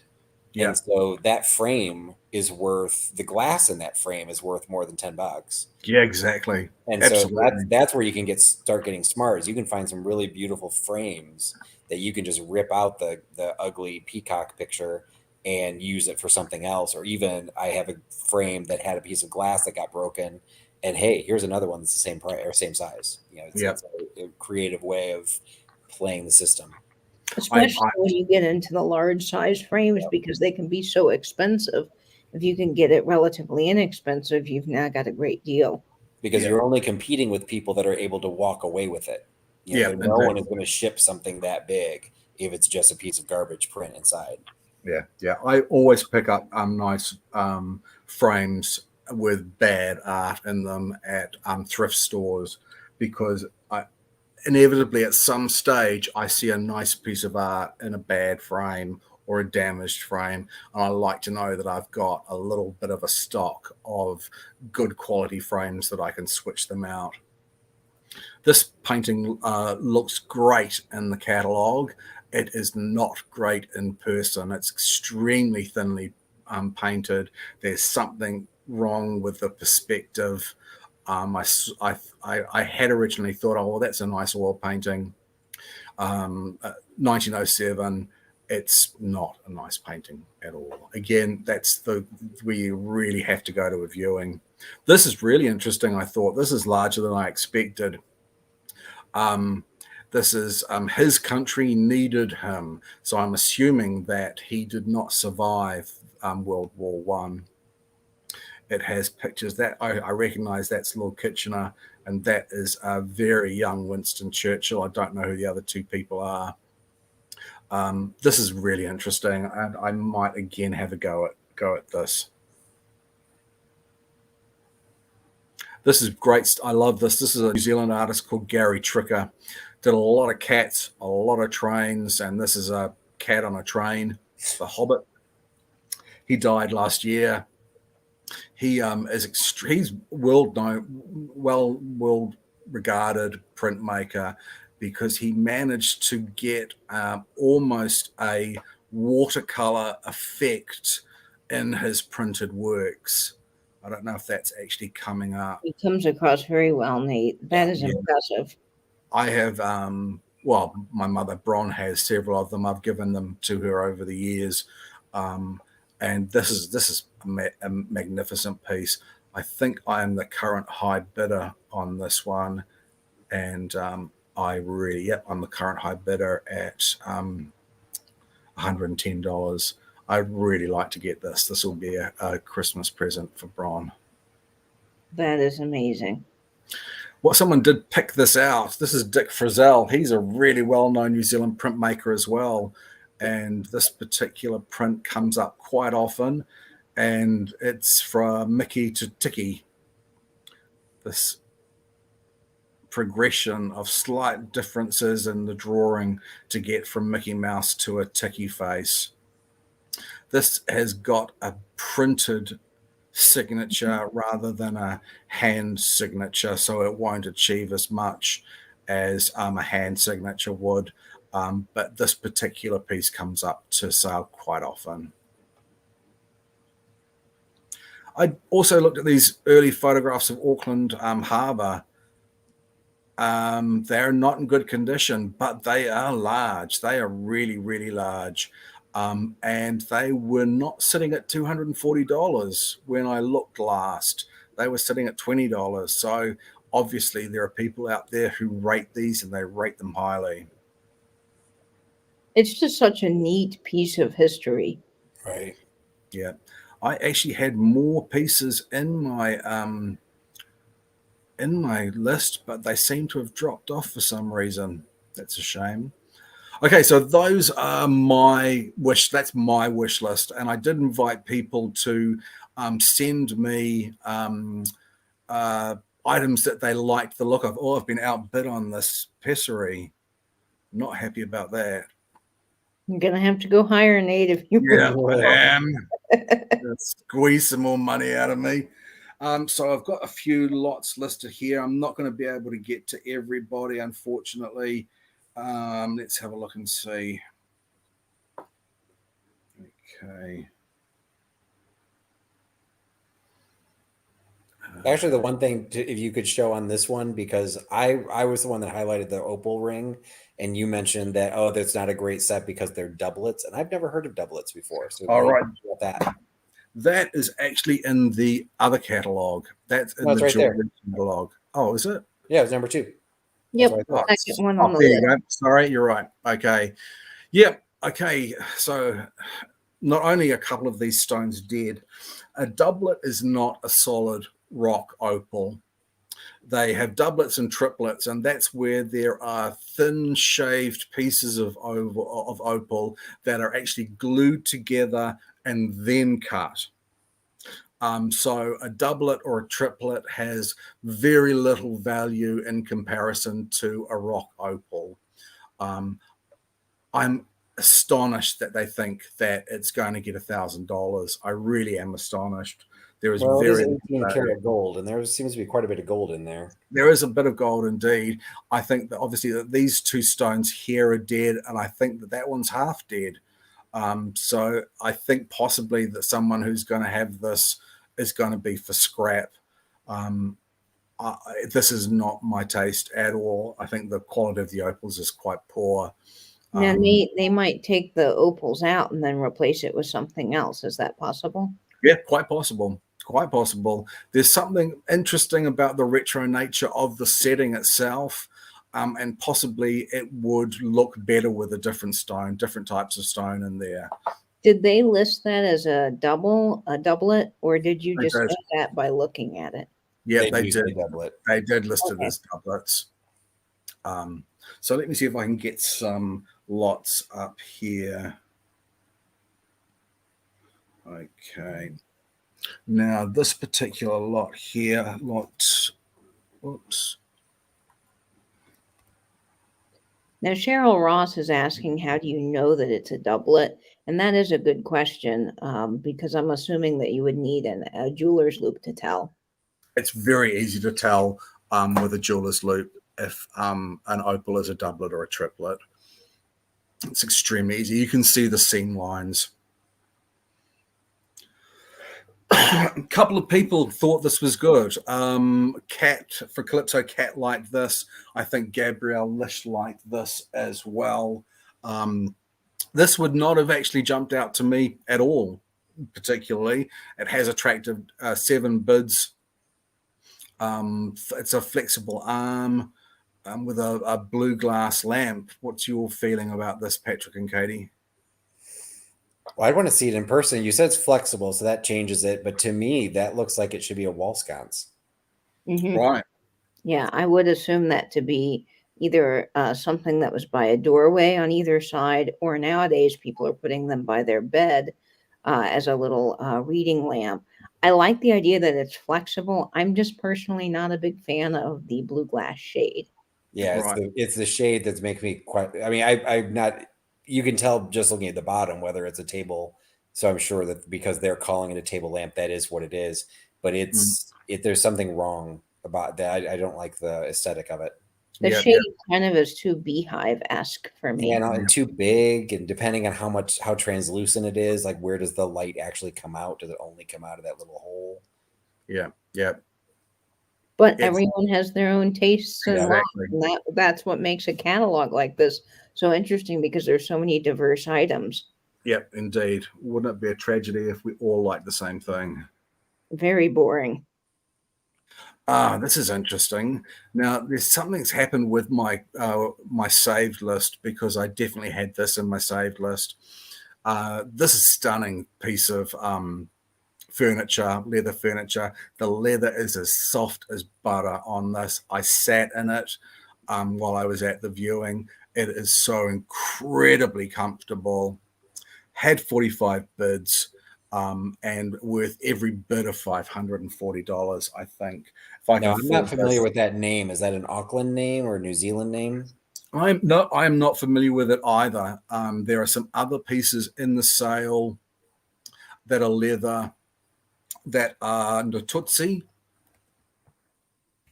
which is a well-known furniture brand here in New Zealand, but I'm not familiar with that one. Again, this is not quite as soft as the other one, but it's really nice, high quality leather. That was extremely comfortable. There's a pair of them. I guess if you're going for that look, and this will not go high. This will not go high. I would be surprised. This might go for $200 or $250.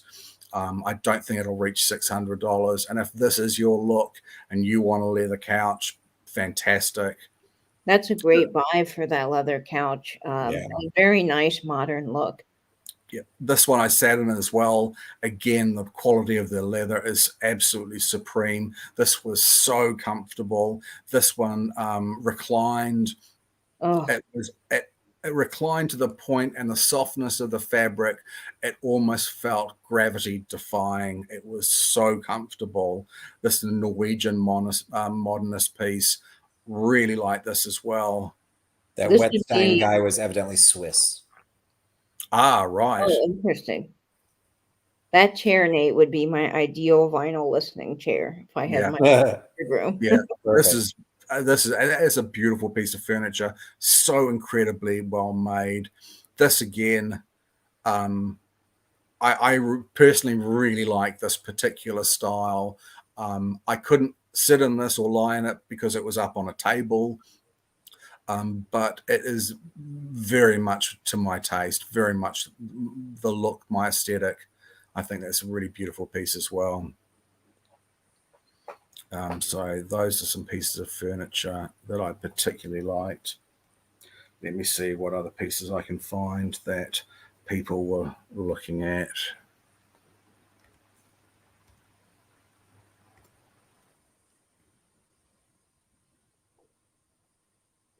Uh, 0539.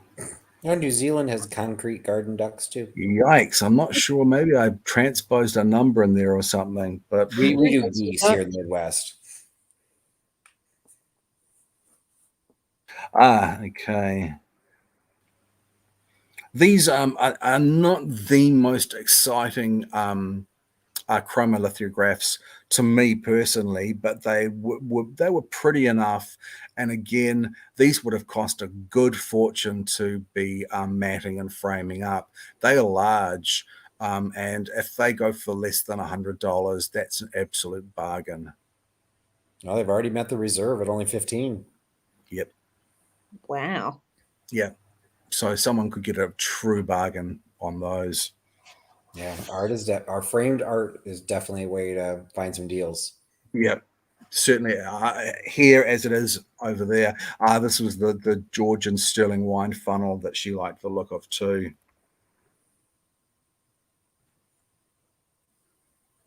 Okay.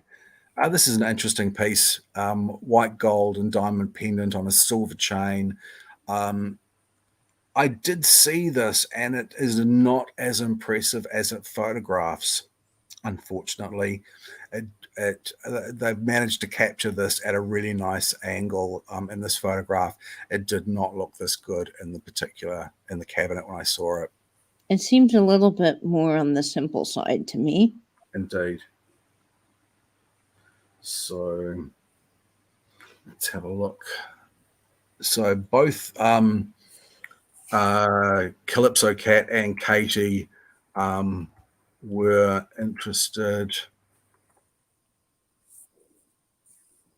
in the fobs. So there are a number of ceiling fobs in the. Oh, these are fabulous. No, it didn't like that. Okay. So these are gilt metal. These aren't solid gold. They'd be estimated at much more should they actually be. This is uncut. This is a chalcedony panel in there. This would have been hung off a fob chain, and you'd have your initials or your family crest. As Katie likes to, with her package toppers and letters, she will seal them with sealing wax. This is exactly what they're for. This is a version with a swivel, so that's a triple on this one. So you would have an option of having 3 different carved panels on it. Again, this one is vacant. Now, is that something that someone could buy and then have their own panel made? Well, that's interesting. Many lifetimes ago, when I was quite young, I studied to be a jeweler, and I was no good at it, unfortunately. But my jewelry teacher, a guy called Steve, was probably the only person in the country who could cut in intaglio. And that was into metal rather than into stones. But I had seen some of the work that he had done. Absolutely incredible work. He was an incredibly talented man. Unfortunately, he had a heart attack and had to go briefly onto a bypass machine, and they could never get him off the bypass. He actually taught my cousin jewelry design and manufacture, and she is currently not only a jewelry maker but a jewelry teacher. Wow. I do not see the dog in that. It's I don't either, Patrick. I thought it was a letter G. I can't really see it. Like a sheep. Yeah, I can't really see it. Maybe if you had a bit of blue tack or something or some wax, that might become more apparent. This one is, again, this is an amethyst glass. Now, I can actually sort of see the dog's head on this one. That I can see, but it looks a little more cat-like. Yeah. I have seen examples of fobs like this that are much more impressive than this collection. This is sort of a bit of an averaged and plain collection of these sorts of things. Do people still use these ones, or do they mainly put them into a collection? I think I've seen people wear them as pendants on necklaces. That's got a bloodstone piece in it, but again, it's plated. Okay, let's see what else we've got.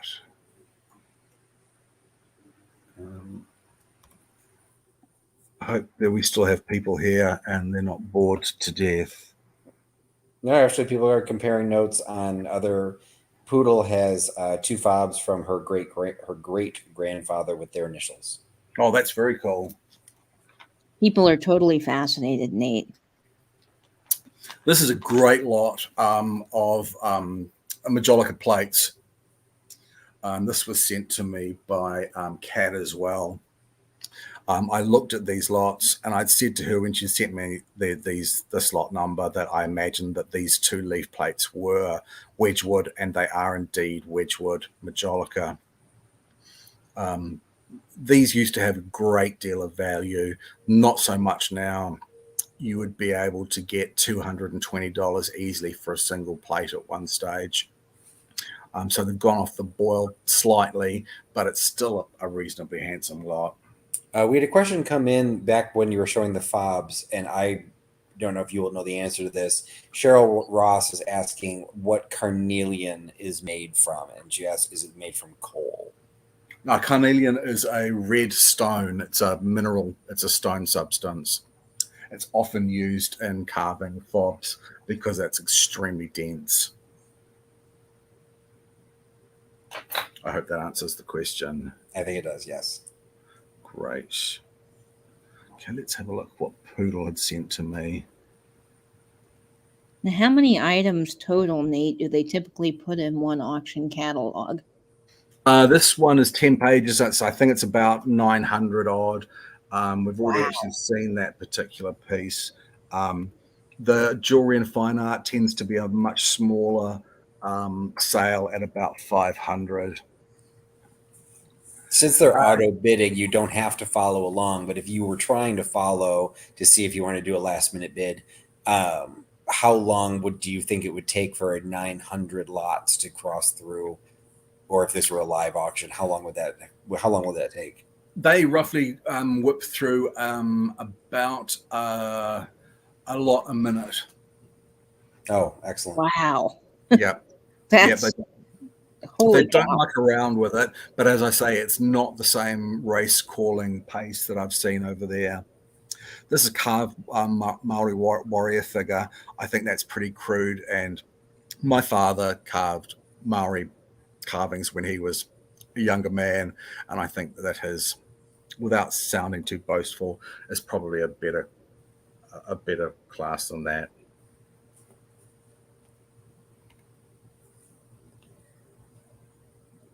And just to clarify, there was a question in the chat. The Wedgwood, the Majolica, you said those were Wedgwood plates. They were indeed. They were indeed Wedgwood.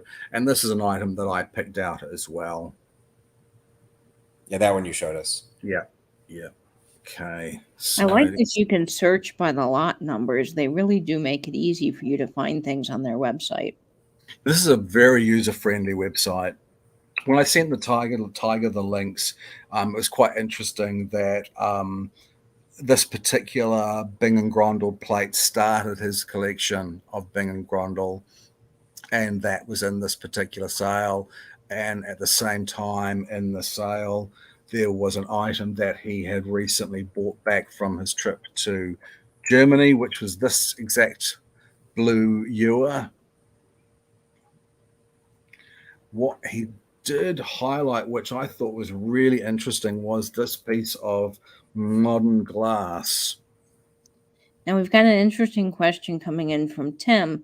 He's asking if it's typical to identify whose estate the items come from. No, there are certain sales which are totally devoted to a specific and well-known estate. They will run those sales periodically when it's a well-known collector or a well-known artist that has died, and it will be the estate, their sale of their estate. But on estate sales like this, you wouldn't know who they had come from. Fantastic. Now, I also have a question on that same subject, Nate. Is here when we have estate sales, which is something you mentioned you don't have there, a lot of the items that are at estate sales are collectible, but then there's also everyday items like saran wrap and things from the kitchen. I'm assuming that these kinds of things don't go to auction. So, what do you guys do with them there? I don't know. I really don't know. They certainly don't go to auction. People might have a garage sale or go to a car boot or something like that, but they wouldn't go to a sale like this. Gotcha. This is a piece of glass by Jan Kosian. I'm not familiar with this glass artist's work. I looked at this piece. It is really a very pretty piece. I looked him up, and he sells quite well. So this particular vase is beautiful. That's available for $480. But looking here, I found this piece here, which is not exactly the same, but very similar, that has been sold. And again, if I had an unlimited source of money, I really might consider having a go at this. It's a beautifully made piece. So let's see if we can visit a few more lots that people have asked me to show. Okay.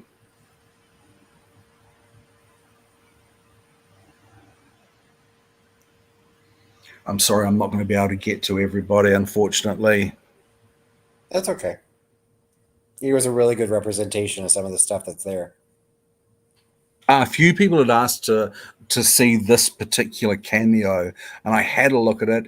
It's really small. It is not particularly well carved, unfortunately. It is in 9-carat gold. That's the standard lowest carat of gold that we would have here. It is not an overly interesting piece, unfortunately. It's in good condition, but it's not actually signed on the back. Now, do you find that even with it out being signed, that $70 is fair? Yeah, I think that $70 is fair. I'm not sure how much further that would actually go, to be honest.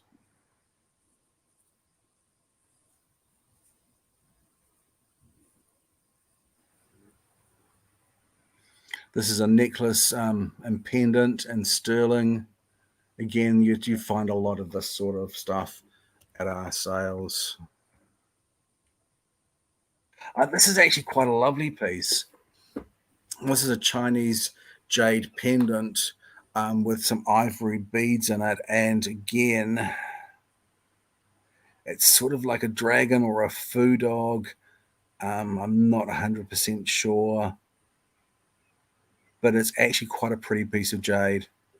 Now, do you have restrictions in New Zealand for buying or selling ivory?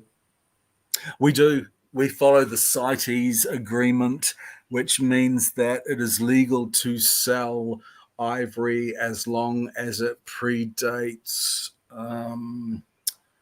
I used to be able to roll this figure off the top of my head at 1947 March the 28th, 1947 or something like that. So if it is earlier than that, then it's absolutely legal to sell and own. So I think that is where we might have to leave it. I'm really sorry that I haven't got to all of the pieces that people had requested. Chad was kind enough to send me a long list of things, and I haven't gone to any of his ones at all. I'm really sorry about that, Chad. But he picked out some really, really interesting items. There was, I wonder if I can find... There wasn't actually a fire screen that this here I saw in the viewing. I'm not sure if this is one of the things that Chad had actually selected, but I was really taken. This is an extremely well carved piece, extremely beautifully carved piece. It was wobbly. I don't know if that's because, if you can see down here, it's not actually put together completely. But this is an exceptionally beautiful piece of carving. That is incredible. Yeah, quite lovely. So there we are. Thank you so much, everyone, for coming along and having a look through the Cordy's auction catalogue with me. I really appreciated all those people who had looked through the catalogue for me and put forward lots that they wanted to see and wanted to talk about. I'm really sorry we didn't get to all of them. I wish we had more time. But thank you so much for everyone that has stuck with me and come on this little adventure in New Zealand auction catalogue life. So thank you, Katie. This was fascinating. Absolutely. So I think, Patrick, it is your turn next. Yes, I will be hosting the next Tales from the Triptych will be next Sunday. That'll be on my channel, Trusty Huckster Mercantile, and I will be telling the tale of Broadway. So I will talk about the development of Broadway theater and collecting Broadway in its many forms. That'll be next Sunday at 8 p.m. Eastern on my channel. Fantastic. I'm so excited about that, Patrick, because I have a history of loving theater and being in theater, and oh man, that's going to be fun. I'm having fun researching it, figure out how I want to actually talk about it, and talk a little bit. I think in some cases, a lot of people think they know, quote unquote, what is Broadway. So it's fun just kind of figuring out the definitions and then covering. I've been in discussions with Triton Gallery this weekend, trying to verify the originality of a window card that I currently own. And I'll talk a little bit about the development of that as well. I see somebody in the chat has asked for a link to the site, so I'll just pop that in right now if they want to go there. And Katie, what's coming up on your channel next? I'm very excited about Monday because I'm celebrating my 2,000 subscribers. And Patrick, let me just say, is a true friend because he is coming on live with me to eat some gelatinous creations that we both are making.